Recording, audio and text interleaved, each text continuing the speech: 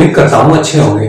Friends, आज जो मैं टॉपिक लेकर आया हूं ये एक हिंदी समरी है और चैप्टर का नाम है द मिडनाइट विजिटर। मतलब मिडनाइट विजिटर का मतलब है आधी रात का आगंतुक, मतलब आधी रात को आने वाला। अब ये चैप्टर 3 है जो कि दिया गया है फुटप्रिंट्स विदाउट फीट में। तो दोस्तों इसके बारे में हम शुरुआत करने वाले हैं। तो आइए समझते हैं इसके कैरेक्टर्स को। There are 3 characters. वैसे तो इसमें एक माइनर कैरेक्टर भी है जो कि हेनरी है, उसके बारे में हम बाद में पढ़ेंगे, उसका बहुत छोटा सा रोल है। लेकिन ओजाबल इसमें मेन कैरेक्टर्स में आता है। ये ओजाबल जो है मेन कैरेक्टर्स में आता है और दोस्तों ये है एक सीक्रेट एजेंट। ऐसे ही फॉलर है, फॉलर सीक्रेट एजेंट नहीं है, ये इसके साथ में आया है ओजाबल के साथ में ताकि ये कुछ लिख सके। मतलब फॉलर एक रोमांटिक राइटर है और एक यंग राइटर है। तीसरा है इसमें मैक्स, जो कि मैक्स इसमें एक विलेन की तरह हम देखेंगे इसको, और ये भी एक सीक्रेट एजेंट का काम करता है। तो दोस्तों यहां आगे देखते हैं हम प्लेस। ये पूरी कहानी की सेटिंग है फ्रेंच होटल में और वहां पर 6th फ्लोर है, मतलब वो एक आखिरी फ्लोर है इस होटल का जिसमें ये कहानी बताई गई है। तीसरा हम देखते हैं इसकी लैंग्वेज के बारे में, और लैंग्वेज जो है इसमें फ्रेंच और जर्मन बोली जाती है और एक्सेंट इसमें यूज किया जाता है अमेरिकन। इसका जो है एक्सेंट की जो बात करेंगे इसको हम अलग से समझाने की कोशिश करेंगे। तो दोस्तों कहानी शुरू होती है ये एक फ्रेंच होटल में जहां पर ओजाबल और फॉलर दोनों साथ साथ होते हैं। दोनों अपने कमरे की ओर बढ़ रहे होते हैं और 6th फ्लोर पर जा रहे होते हैं। जब वहां पर जा रहे होते हैं तो दोनों बात कर रहे होते हैं।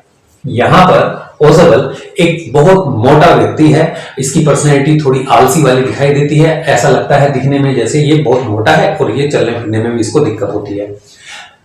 ये कहीं से भी एक सीक्रेट एजेंट नहीं लगता है, क्योंकि सीक्रेट एजेंट आपने देखा होगा, सीक्रेट एजेंट हमने मूवीज में देखा होगा या हमने किताबों में पढ़ा होगा कि सीक्रेट एजेंट जो होता है वो एक स्लिम बॉडी होता है, एक बॉडी उसकी बिल्ट होती है अच्छे से, और वो गन या रिवॉल्वर वगैरह उसके पास होती है, काले चश्मे लगाकर रखता है और वो बहुत सारे जो ना काम ऐसे ऐसे करता है जो कि बहुत सीक्रेट होते हैं।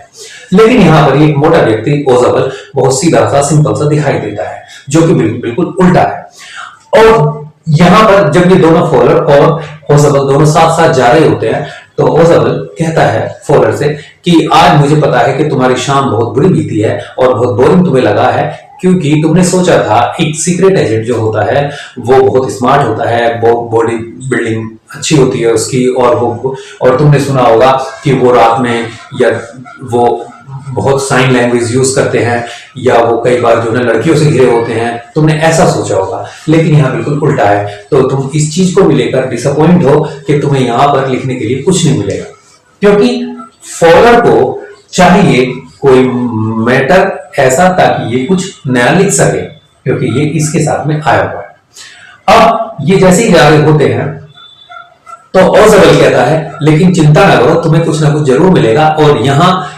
आज रात एक रिपोर्ट आने वाली है मेरे पास जो कि मिसाइल से रिलेटेड है। उसमें सारी मिसाइल्स का रिकॉर्ड है, उस रिपोर्ट में सारी जानकारी है जो कि उसकी कहानी आज तुम्हें मिलने वाली है, और वो बहुत अच्छी चीज है क्योंकि वो इतनी कीमती भी है, क्योंकि उसके लिए न जाने कितने ही आदमियों और औरतों ने अपनी जान को रिस्क में डाला है।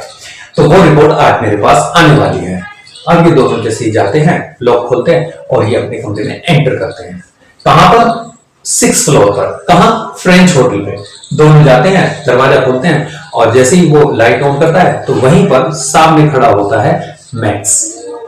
ये जो मैक्स है, मैक्स भी एक सीक्रेट एजेंट है। ये इस रिपोर्ट को लेने के लिए आया है जो ओजाबल के पास आने वाली है।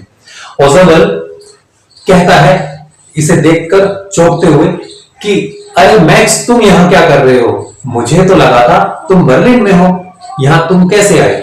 वो बोलता है मैं तो यहां ऐसे ही आ गया। किससे? पास की का यूज करकर। ये पास की जो होती है दोस्तों, पास की से आया है, मतलब जैसे एक मास्टर की होती है ना, वो सभी तालों को खोल देती है, इस तरह की इसके पास चाबी होती है और उसका यूज करके ये इस कमरे में एंटर कर जाता है। अब यहां पर इन दोनों में बात शुरू हो जाती है, लेकिन हमारा जो ये सीक्रेट एजेंट है ओजाबल, ये बहुत स्मार्ट है और ये कहानी बनाता है। इसके दिमाग में एक नई कहानी बनने लग जाती है और ये कहानी सुनाता है, क्योंकि जो इस बिल्डिंग का मैनेजमेंट है उसने मुझसे वादा किया था कि वो इस मंथ में सारी बालकनी को तोड़वा कर इस रास्ते को बंद करवा देगा, लेकिन उसने ऐसा नहीं किया है। वो कहता है कौन सी बालकनी, वो उस कमरे में जो दिखाई देती विंडो है उसी की ओर इशारा करते हुए कहता है।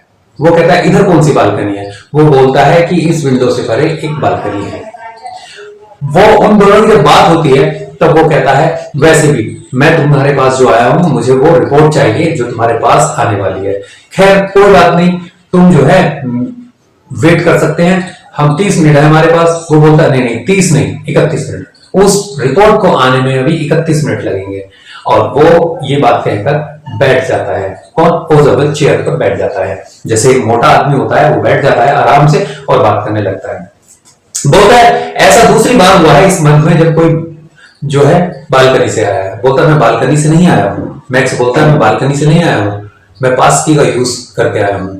और वो कहता है ओजेबल कि नहीं यहाँ पर एक बालकनी है। वो बोलता है यहाँ पर कौन सी बालकनी है। अब उसको एक चीज समझाता है। मतलब दोस्तों उसके दिमाग में, ओजेबल के दिमाग में एक नई कहानी बनती है। वो कहता है कि ये बालकनी है यहाँ पर, एक्चुअली क्या था, ये पहले जो पूरा कमरा था, ये कमरा एक लार्ज यूनिट का पार्ट हुआ करता था और जो बराबर में रूम है वो उस बालकनी से जुड़ा हुआ था। लेकिन क्या हुआ, अब वो बंद हो चुका है, तो अब ज्यादातर ये जो बालकनी है लोग उस बालकनी का यूज करते हैं, उस कमरे के बजाय मेरे कमरे में आ जाते हैं। और मैंने मैनेजमेंट से कहा है कि ये बालकनी बंद हो जानी चाहिए और उन्होंने बात करने के लिए बोल दिया है। लेकिन क्या होता है, कुछ ही देर बाद दरवाजे पर नोक होने की आवाज आती है। कोई खटखट करके दरवाजा खटखटाता है।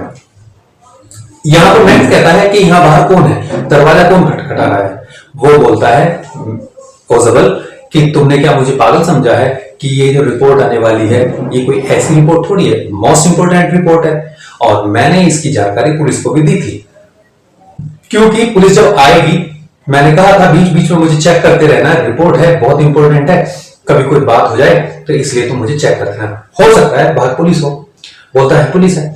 तो वो कहता है मैक्स कि ऐसा करो, पुलिस को जल्दी से यहां से वापस भेजो, मैं तब तक यहां जो विंडो के बाहर बालकनी है मैं वहां पर तुम्हारा वेट कर रहा हूं। और ध्यान रखना कि मुझे जल्दी से बुलाओ ताकि मैं आकर अपना काम कर सकूं और जो बाहर पुलिस है उसको जल्दी से वापस भेजो। बोलता है ठीक है।